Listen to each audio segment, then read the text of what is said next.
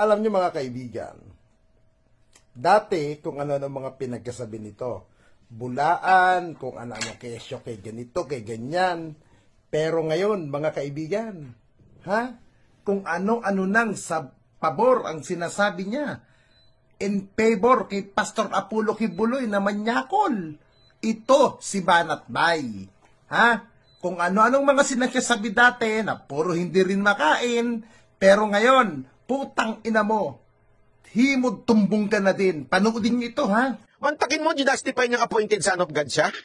Siya ang makapangyarihan at ang tatay niya may-ari na sanlibutan? Ba't di mo mapatigil to si Marcos? Di ba, kung talagang propeta ka na you are claiming to be, patalsikin mo na. Hiningi ng gobyerno ang ulo ni Kibuloy. Naintindihan natin? Kasi wala nang ibang dahilan eh. Wala nang ibang dahilan kung bakit huhulihin ng Amerika ito. Pag-resign na kayo! Giit pa ni Kibuloy, ang lahat daw ng ito ay dahil sa koneksyon niya. Gulat ako dun So magtatanga-tangahan na lang kayo? Ano magtatanga-tangahan? Kaya nga doon tayo sa tunay na issue.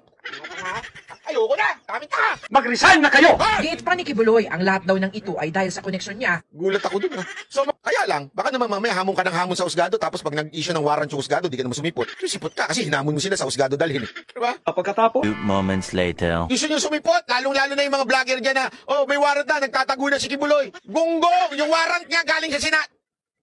Inihain ng Davao City Prosecutor's Office ang kaso sa main office ng DOJ. Na yan ang gusto ni Pastor Kibuloy? Mapunta na sa husgado. Kasi yan dati, na-dismiss na yan. Binuhay lang ng DOJ yan. Alam mo naman si Remulla, alam mo sa totoo lang, dapat si Remulla ang tawaging appointed. Bakit? Kaya niyang bumuhay ng mga patay. Patay na kaso, ayan, binuhay niya. Siya dapat ang tawaging appointed. Dito naman sa Congress, ang pautot nila, SMNI issue, franchise, at ang tinatarget si Kibuloy. Ang problema, hindi naman si Kibuloy na ang pinuno ng kingdom. In papers, iba na ang senior pastor. Yan yung bagay na hindi maintindihan ng iba.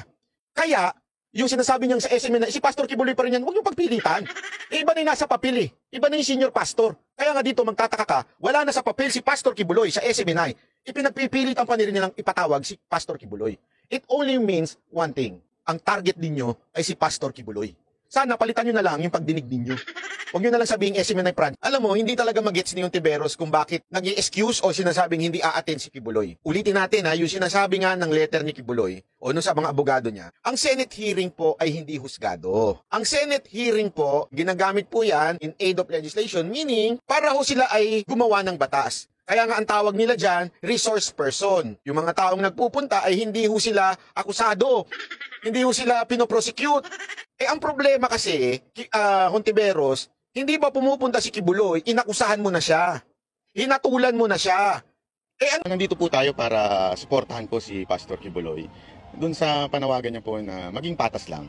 Ang atin naman po hindi natin sinasabi na si Pastor Kibuloy ay walang kasalanan o di kaya may kasalanan. Ang importante po patas. Actually, alam nyo, nung tinitimbang ko nga yung dahilan kung ba tayo sumuporta dito, alam nyo, sapat na po para sa akin. Yung tulad din po na sinabi ni Senator Robin, yung kanyang pinaglalaban tungkol sa ating mga rebelde.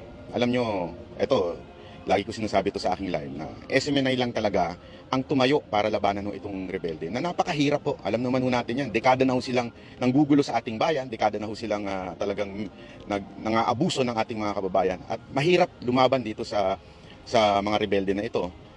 Pero gayon pa man, si Pastor Kibuloy matapang na hinarap po ito.